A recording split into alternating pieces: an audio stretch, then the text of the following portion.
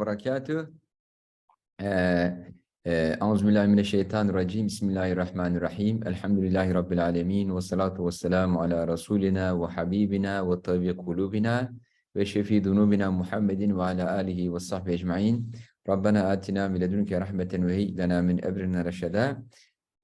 Thank you very much for giving me this opportunity to share my work with the distinguished audience today. I'll be sharing my screen with you. Today we will be talking about decolonizing social sciences through multiplexity. Modernity posed a challenge to the Muslim world as well as all non-Western world, and the non-Western world tried to modernize themselves, but modernization took a wrong turn. It has been misunderstood as Westernization, colonization, which led to intellectual dependency. And understanding modernization as Westernization was kind of imposed on all non-Western peoples. So this led to a change, a shift from multi-civilizational world to a single civilization world. So this was the Western project, to make the Western civilization dominate the whole world, make one single civilization prevail all over the world, and assimilate and exterminate all other civilizations. So the hegemony of Western civilization, this is what's called colonization or colonialism. Colonialism has economic aspect, political aspect, but more importantly, the value aspect, norms aspect, customs aspect, traditions aspect. So it is an effort to make Western values, norms, customs, and traditions universal, dominate everywhere, and replace all the indigenous values, customs, and norms. And colonization manifests itself best or in a more tangible way in the field of education. Through Westernization, through colonization, the content of the education became completely Eurocentric, destroying local scholarly cultures and institutions. This is what's called epistemicide, destroying local epistemologies all over the world. And a reaction emerged recently all over the world to decolonize the curriculum, to decolonize the education from the Eurocentric perspective. In the post-colonial period, even after the political independence, after World War II, the impact of colonization, cultural colonization continued. But this time, it took a different turn. It became self-colonization because local people outside the West, they internalized Western values, approaches, ideologies, socialist, capitalist, liberal, etc. So Westerners did not need to conquer those lands and impose their ideologies. They were self-colonizing themselves voluntarily. This is the result of intellectual dependence, because Westernization in reality was not really modernization of the Muslim world or non-Western world. Westernization was in reality making the non-Western world intellectually dependent on the West. And the purpose of it was to sustain Western hegemony forever. So I will explain like how this intellectual dependency emerged regarding some of the very important questions. For instance, what's a human being? What's human nature? What's family? What's gender? What's authority or state? What is society? What is right? What is wrong? Like all these questions answered from a Eurocentric perspective, which is based on the assumption that there is only a single civilization in the world, and all other civilizations should imitate and follow the Western civilization. So all these answers, they are borrowed from the Western civilization, rather than people in the non-Western societies thinking by themselves and trying to answer these questions by themselves. They started borrowing and importing ideas, theories, and concepts from the West. So this is what I call intellectual dependency. Because if a country is technologically dependent, they cannot produce technology, they import technology. Same way, if a country is intellectually dependent, they cannot produce new ideas, new theories, new science, new knowledge. They import knowledge from outside. And all these questions that I listed here today in the non-Western world, in the mainstream curriculum offered in the educational system, are answered through a Eurocentric perspective. So decolonizing social sciences is needed to gain intellectual independence. And multiplexity as the philosophical foundations of the scholarly tradition of Islamic civilization is needed to be revived so that Muslim world can gain intellectual independence and stop borrowing, importing the ideas, the concepts, the theories, the methods from the West. And this requires the strategy of rooted revival. And in Arabic, I call it at-tajdid al-mu'assal. So this new perspective needs to be rooted, but at the same time needs to be a revivalist.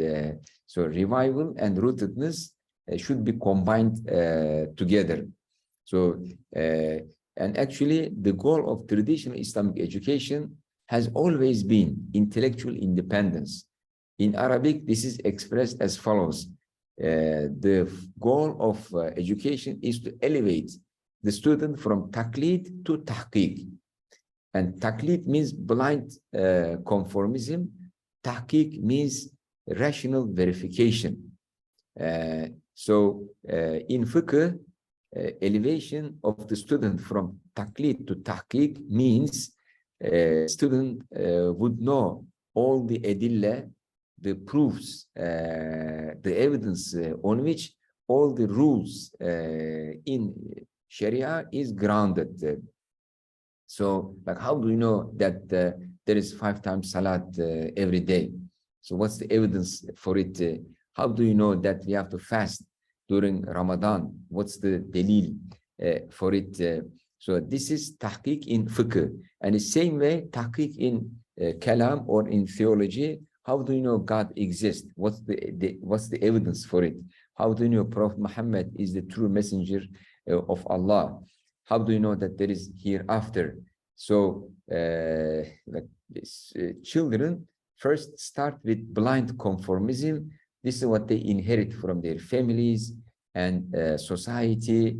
But Islamic education elevates them from this blind conformism, imitation, to verification based on their own evidence, based on their own arguments. So this is true for all branches of sciences. and disciplines.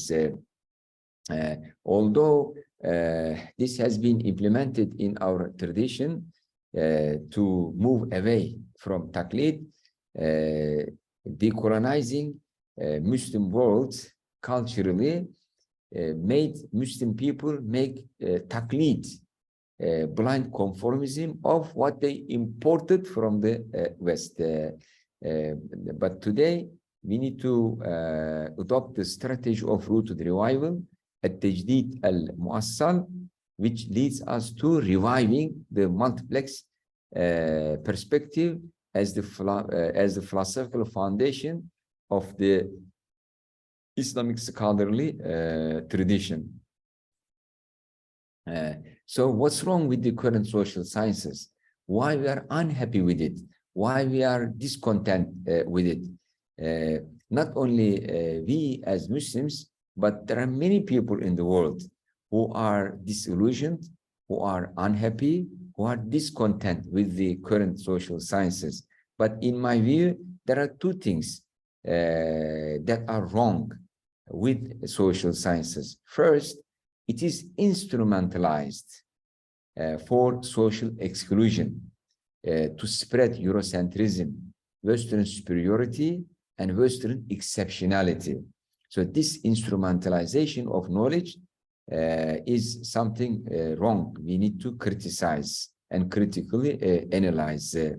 And another wrong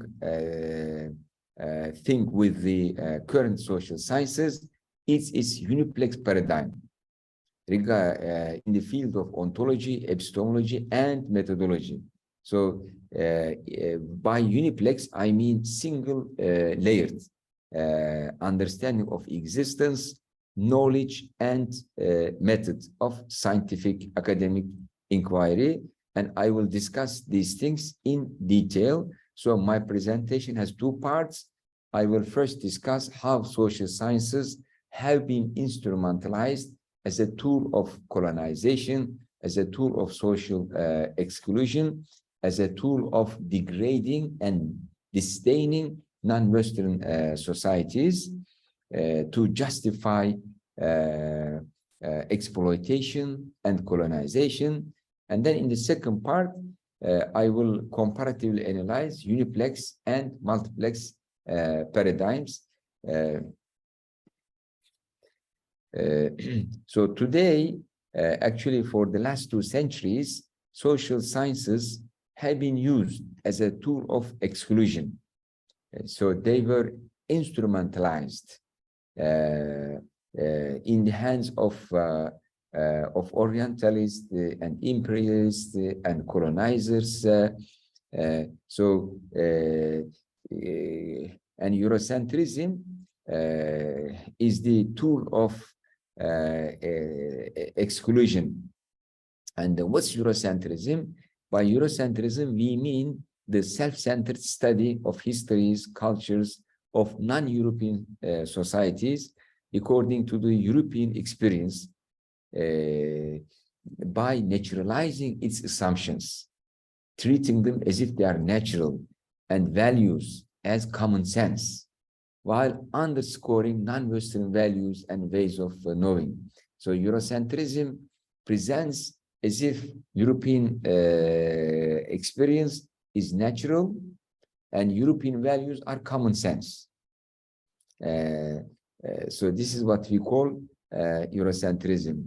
So it assumes that the concepts and theories developed by Europeans apply to all societies across time and space and produce value-free knowledge. Eurocentrism, as the hegemonic intellectual stance in social sciences, allows the production of academic and scientific evidence as to how the Western civilization is superior. That all social sciences, are mobilized to prove that Western civilization is superior. Evolutionary social theory and Orientalism are the examples in which Eurocentrism is embodied. They all serve the othering of non-European societies and civilizations. So Eurocentrism is a form of self-centrism or ethnocentrism or racism. But in all human beings and societies, there's a tendency to evaluate different societies through their own standards. So it's almost impossible to completely avoid self-centrism in scholarship. So if we cannot avoid, what should we do? So some argue that self-centrism is universal phenomenon and natural human behavior. It is not negative, but logical to give one's own culture the most attention. It exists everywhere. For example, in Europe, there is Eurocentrism, in Africa, Afrocentrism, in China, Sinocentrism, and in Turkey, Turkocentrism. So if self-centrism is not completely indispensable, you cannot completely erase it, delete it. So what's the acceptable dose of it, and when it becomes wrong, to have self-centrism? So it's quite normal for a society to use its own experiences and methods to understand both itself and others. Self-centrism takes a dangerous turn when it translates into the claims of universality and superiority. So if intellectuals from a particular culture claim that their culture is universal and it's superior over all other cultures, then this kind of self-centrism takes a dangerous turn. So if self-centrism has an interest, will, and power to impose its perspective on others. I mean, it's okay if you think, your way of life is better than others, but without imposing it on others. For instance, as Muslims, like we think Islam is the right way of life, but la ikraha fi din, no compulsion in religion. You are not supposed to impose it on others.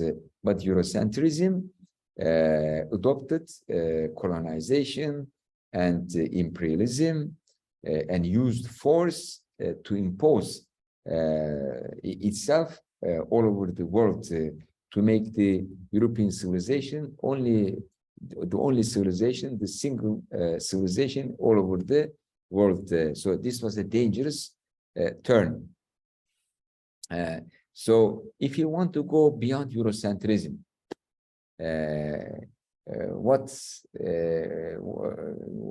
what do we need to do?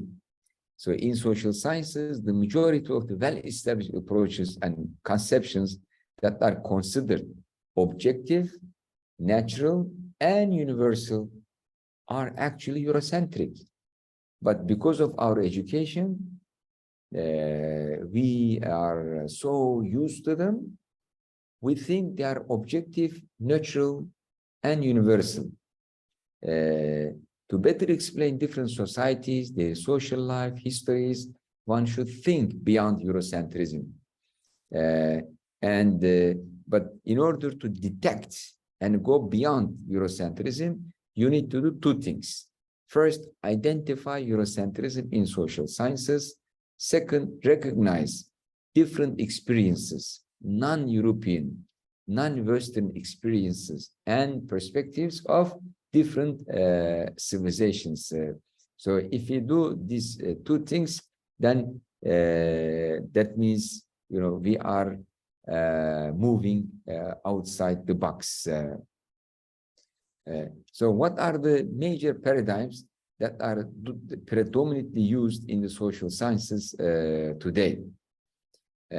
So today, there are three paradigms that are predominantly used in social sciences: positivism, interpretivism, and critical theory. So there are many scholars in both Western and non-Western civilization traditions who claim that none of these paradigms properly characterize their worldviews. So this is what is wrong with the paradigm of the current social sciences. So there are people who are unhappy with the positivist, interpretivist, and critical theoretical perspectives. Some of these alternative paradigms include integralism by Peter M. Sorokin, critical realism by Roy Bhaskar, and Christian paradigm by John Milbank. Of course, there are many others, but these are just the three examples coming from different perspectives. So this presentation introduces multiplexity as an alternative paradigm rooted in the Islamic intellectual tradition and as a multi-layered framework for the study of human action and society, one that can serve as the basis for all of the social scientific disciplines such as anthropology, sociology, economics, and politics. So when we look at the intellectual history in the world, we see that from the ancient times up until 1900s, there was a multi-layered worldview, a multiplex approach to truth. Like almost all religions, like Christians, Jews, Buddhists, and Hindus, accepted that there is material world and there is non-material, invisible world and God. So they all accepted that there is multiple layers of reality. But from the 19th century onward, a unilayered worldview and a single approach to truth became dominant. The multiplex view continued, but it was kind of marginalized. So the dominant one was this modern perspective, which is based on materialist understanding of reality. However, this materialist or modernist perspective became questionable and contested after 1970s. So after 1970s, the post-truth approach emerged and became dominant. So the post-truth approach is based on the disappearance of shared objective standards for truth. So today, all these three perspectives coexist, but one is more dominant, which is the postmodern post-truth perspective, the modern unilayered perspective, and the classical multi-layered perspective. These are marginalized at the moment, but they all coexist together in the world today. So a recent denial of the objective truth by postmodernists characterizes the similar claims of the sophists in ancient Greece. So although this postmodern perspective, which is based on denying the objective truth, universal truth, universal values, universal right and wrong, this is presented as if it's completely new idea, but in reality, it's a resurrection of the sophist idea from the ancient Greece. Those sophists in the ancient Greece argued that there is no universal and objective truth, and Plato, Aristotle, and Socrates, they were fighting against the sophists to prove that there is truth, and we can know the truth. So we have a similar turn today, and it's called postmodern perspective. So I have mentioned that today there are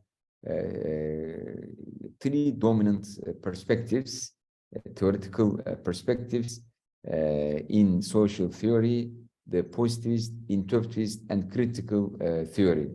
But these theories, they are based on some pre-commitments, and these pre-commitments, they are called paradigm or philosophical underpinnings of theories. So every theory is based on some implicit assumptions, but usually these assumptions are not exposed for discussion. So these implicit assumptions constitute like ontological assumptions, epistemological assumptions, and methodological assumptions. And these three components make up what's called the paradigm. So these are three elements of a paradigm, a scientific paradigm, ontology, epistemology, and methodology, like your understanding of existence, your understanding of knowledge, and your understanding of how you produce new knowledge. So these three, the assumptions in these three areas determine the structure of the methods to be used in social research, and also the theories to be built on them. So theories, they are like the tip of the iceberg. Underneath the theories, there are these implicit assumptions. So I'm going to expose some of these assumptions.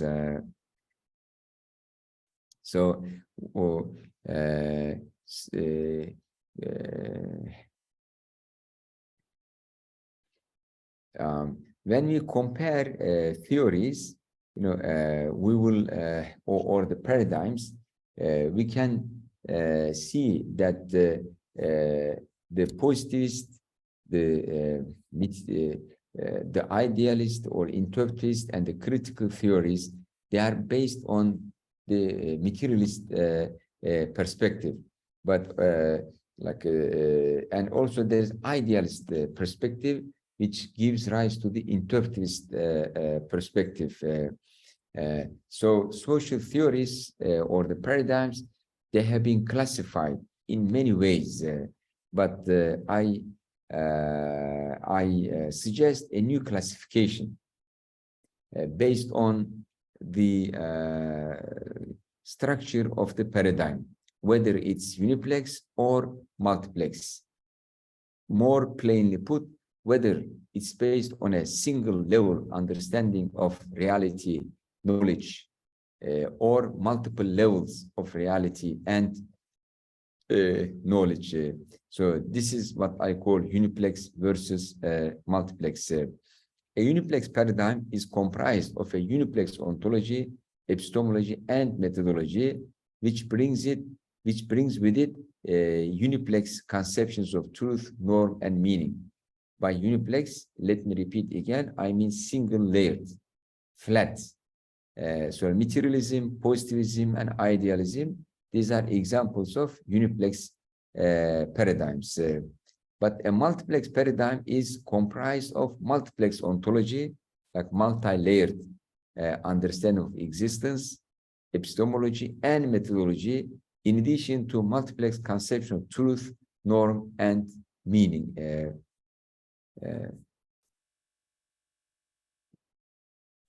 So multiplexity is not something I innovated. It's translation of the concept maratib in Arabic. So maratib literally means hierarchy of levels. So maratib al-wujud means levels of existence. Maratib al-ulum means levels of knowledge. Maratib al-usul means levels of method. And maratib al-haqaiq means levels of truth. So I translated maratib as multiplexity to English. So multiplexity typically characterizes the Islamic worldview in at least one aspect. It provides a multi-layered understanding of reality, knowledge, and truth.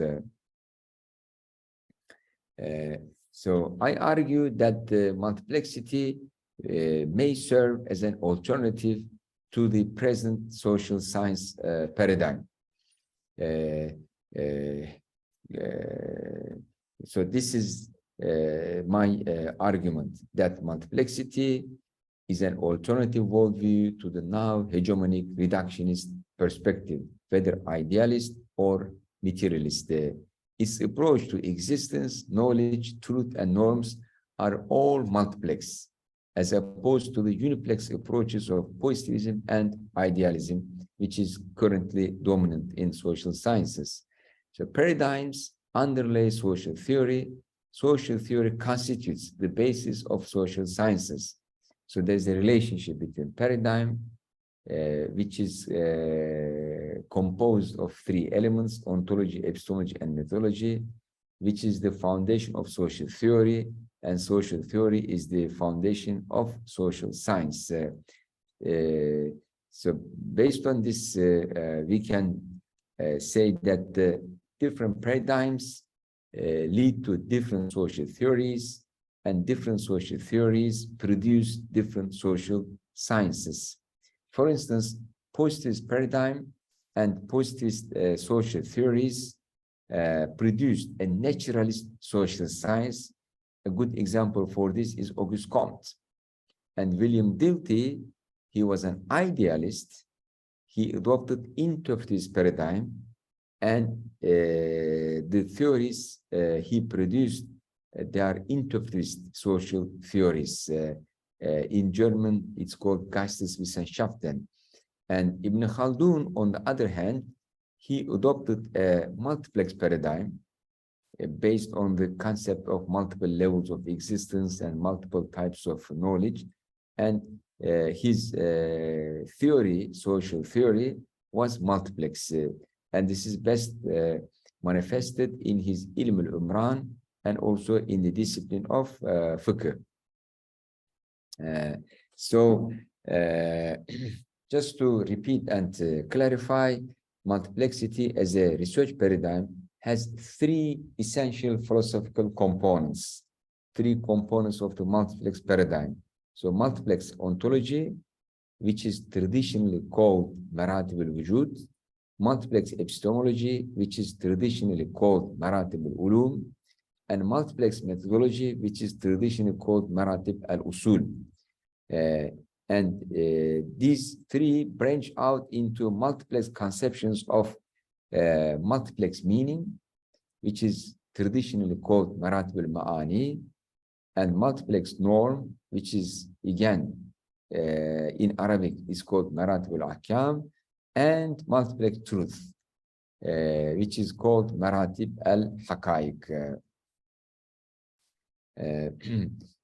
So the comparison between uniplexity and multiplexity may be illustrated through a story in the Methnavi of Mevlana Jalaluddin Rumi. So there are conflicting views about existence, but each view focuses on one particular level or dimension of existence. And Rumi wanted to illustrate this by using the story of an elephant in a dark room. So people in India, they wanted to make an experiment. They put an elephant in a dark room, and they invited people who have never seen elephant in their life. So they asked them to touch the elephant and describe what's an elephant. So those people in the dark room, they touched different parts of the elephant. So let's say one touched the trunk of the elephant, and he said elephant is like a pipe. One touched the tail, and he said elephant is like a rope. One touched the leg, said elephant is like a pillar. But then they brought in light, and everybody saw elephant as a whole. So Rumi says that because of the absence of light, people touch different aspects of reality, and they generalize what they experience, what they touch. So similar to the people who touched on one specific part of the elephant, some thinkers focus on the material aspect of existence. So they are materialists. They argue that the world is only material. And some others focus only on the non-material aspects of existence.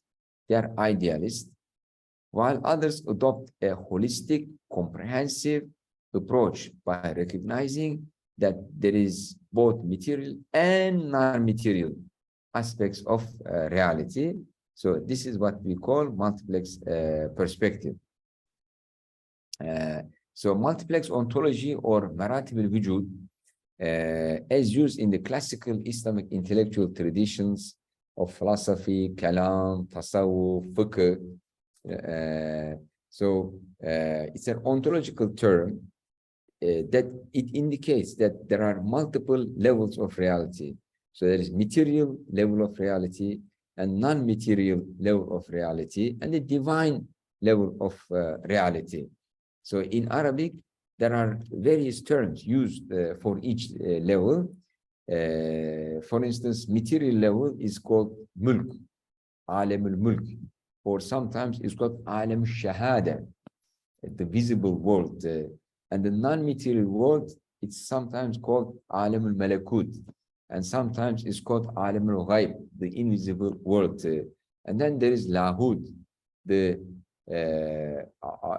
Allah Ta'ala, which is not part of alam al-mulk or alam al-malakut, because he's the creator, he's the khaliq, and he cannot be classified in the same group with his creation. So in the present philosophical discussions, existence is divided into two categories: physical world and the metaphysical world. And the mistake with this is that God or Allah is also considered part of the metaphysical world. I think this is a category mistake. You cannot put God, the creator, in the same category with his creation. So that's why Muslim scholars, they separated Allah Ta'ala as divine world, alamul lahud, and they said, laysa kamithlihi shay'un. Nothing is similar to God, so he should be treated as an independent, separate category, and it's wrong to put him in the same category with his creatures. There are like multiple levels of reality, but it makes up a single reality, interconnected with each other. So they are not separated from each other. So material world is connected to non-material world and to Allah Ta'ala. There is a constant communication between material world and non-material world and the divine world. So there are multiple layers, but they are completely connected, and they are in constant communication and in harmony with each other. So this is what I call unity in multiplexity.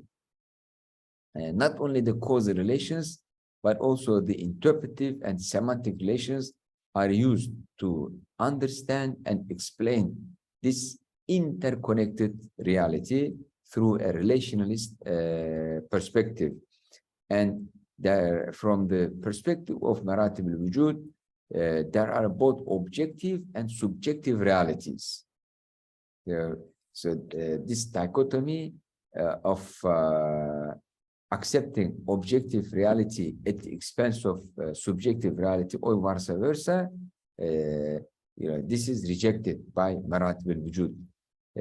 Existence has like objective and subjective levels. Another type of classification of existence from a multiplex perspective by Al-Ghazali and Tashkubrizadeh, who was a great Ottoman scholar. He is considered as Imam Ghazali, the second Imam Ghazali. So they classified existence as follows. They said there is material existence in the external world, and they called it wujud fil ayan or wujud fil kharij. And then they said there is another level of existence, which is wujud fil dhihn, the mental existence, or the existence in mind, like ideas, concepts, feelings. These are wujud fil dhihn. They are in the mind. And then they also accepted that there is linguistic existence in speech, wujud fil lafz. and also existence in writing, wujud fil khat. So these are the 4 levels of existence according to Taşköprüzade and Ghazali. And Taşköprüzade, he has a famous book called Misbahus Saade ve Miftahus Saade ve Misbahus Siyade fi Mevzuatul Ulum. So there he classified existing disciplines according to this multiplex ontology. It's a very interesting book. And Katib Çelebi, Hacı Khalifa, also adopted the same perspective in his book Keşf-ü Zunun. So there are many scholars who worked on multiplex ontology, and actually every Muslim accepts multiplex ontology, because in the Quran, when we start reading, we say, Alhamdulillah Rabbil Alameen. You know, Allah is the Lord of the universes. So, you know, you start with this multiplex ontology. And in the beginning of the Surah Al-Baqarah, it is mentioned that the believers have a faith in Alam al-Ghayb, wa yu'minuna bil-Ghayb. So all Muslims accept this multiplex ontology. This is what Quran teaches, this is what Hadith teaches. But some philosophers and thinkers, they wrote on this. So for instance, Al-Farabi, Ibn Sina, Al-Ghazali, Shah Waliullah Dehlavi, Abdul Karim, Ibn Ibrahim Jili, Jalaluddin Dawani, Abdullah Salahi Ushaki, and also contemporary thinkers like Sayyid Muhammad Naqib Al-Attaz, you know, from Malaysia. You know, he talks about degrees of existence. So he calls Maratib al-Wujud as degrees of existence, which I translate as multiplex ontology. And also Taha Abdurrahman from Morocco. Many other thinkers worked on it. These are just a few examples.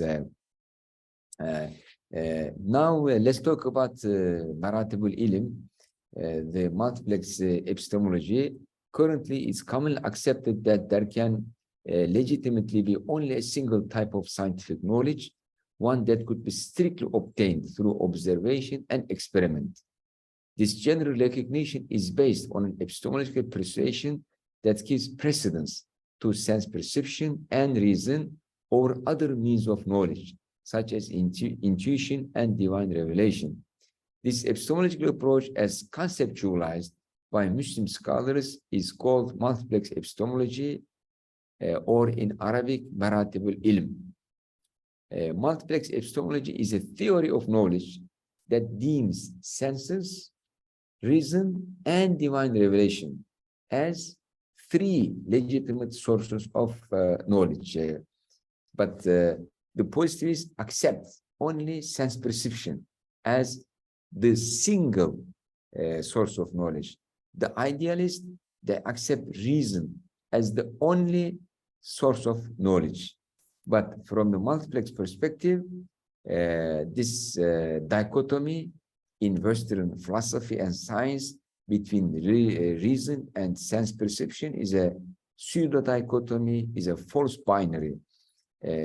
So the Maratib al-Ilm paradigm brings together sense perception, reason, and divine revelation.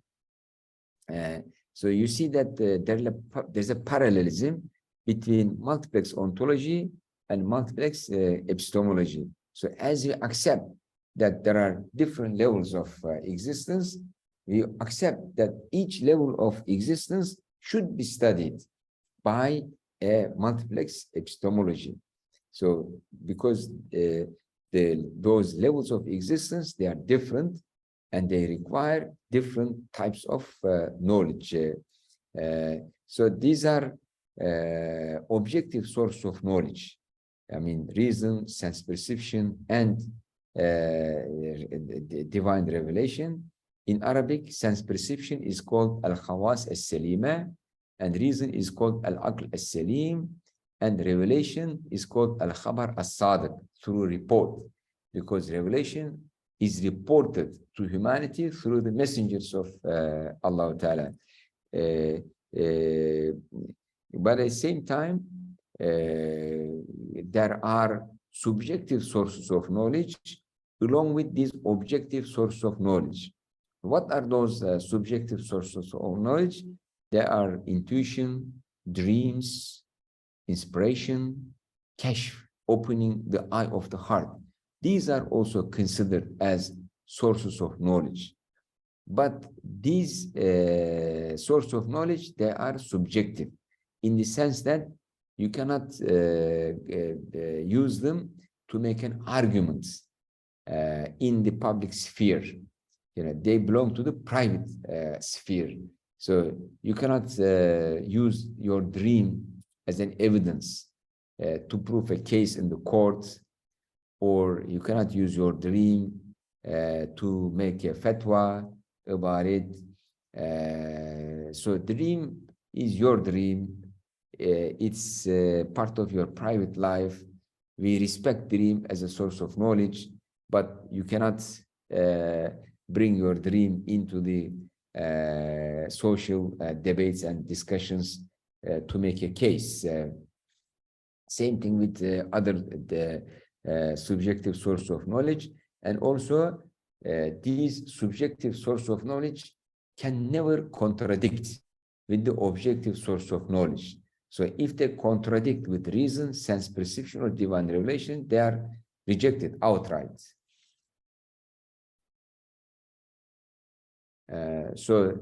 These are some of the people who accepted and used the multiplex epistemology, like Moses Maimonides, and he was a Jewish philosopher.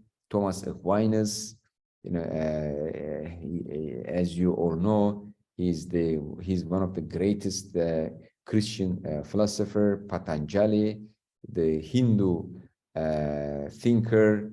So he also accepts that sense perception, reason, and reported knowledge, these are three sources of knowledge, along with Thomas Aquinas and Moses Maimonides and Imam Ghazali.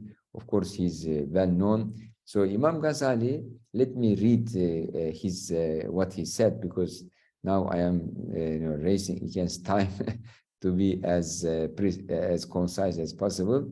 So Ghazali wrote, "So he who is proponent of mere blind imitation and of setting aside the intellect entirely is ignorant, and he who is satisfied with the intellect alone without the light of the Quran and the Sunnah is deluded.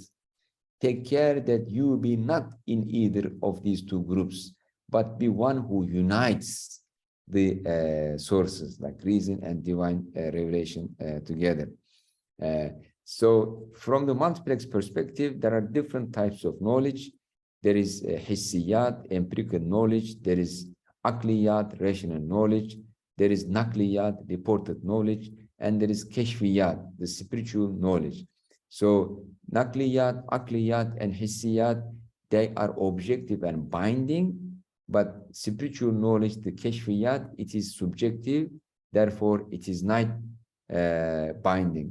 So what's important here is that these different types of knowledge, they are not mutually exclusive as perceived by Western thinkers. They complement each other, and they are used together.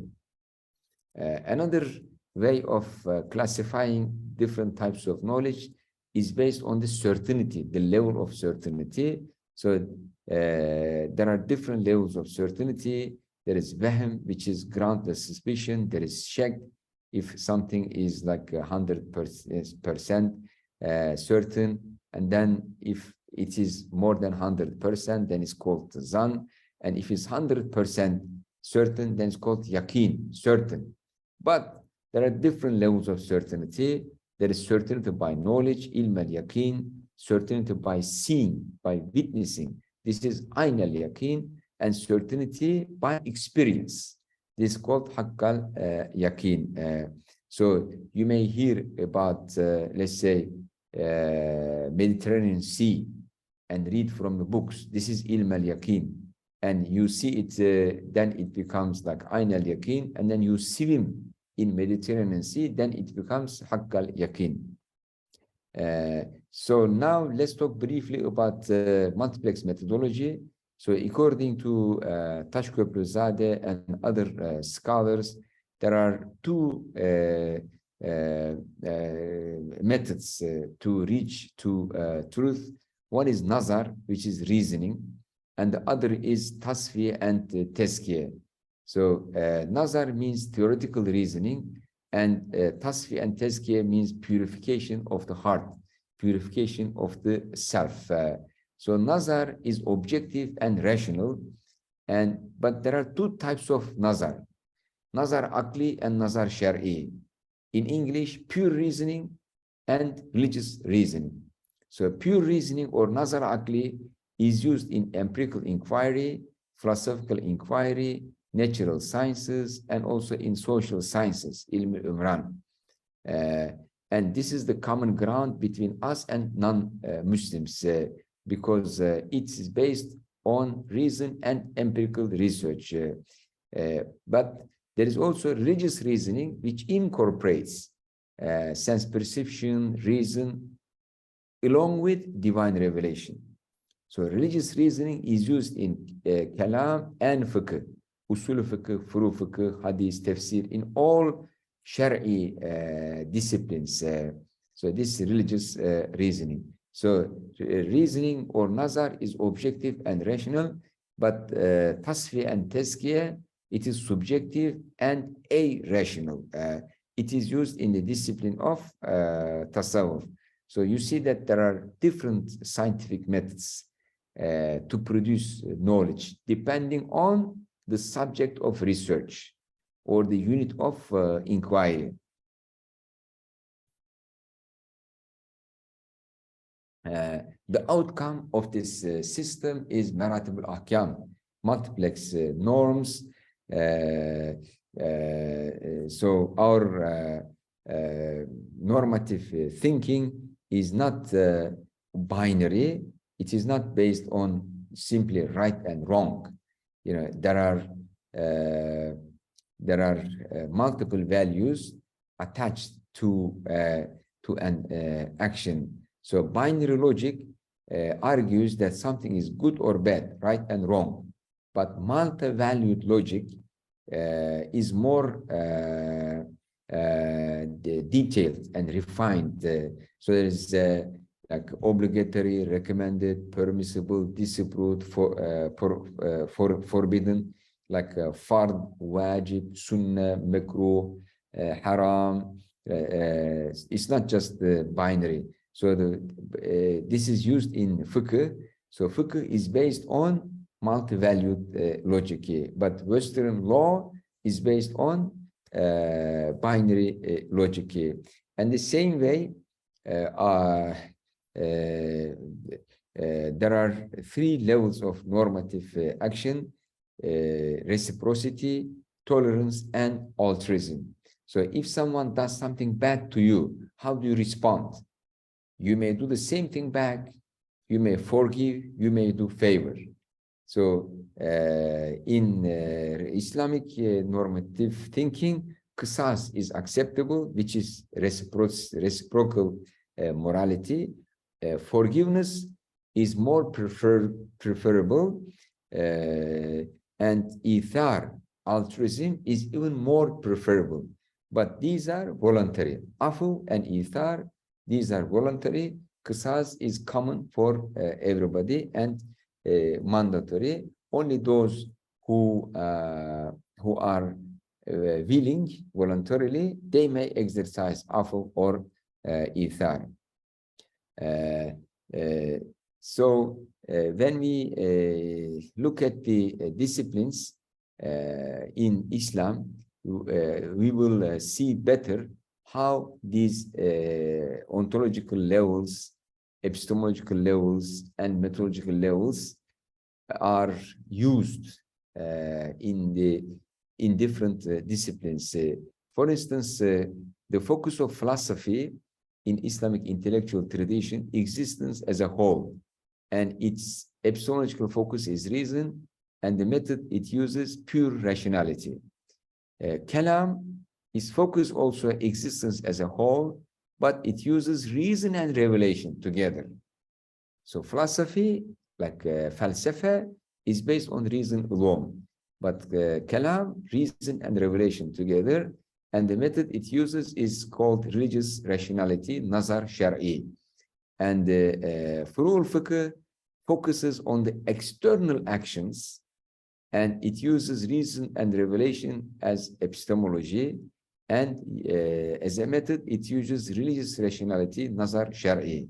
And tasawwuf is focused on internal actions, amal kalbiye or batin, and epistemological focus is on kashif. And the method it uses is tasfiyah and tazkiyah, purification of the self. So this circle summarizes this whole multiplex system.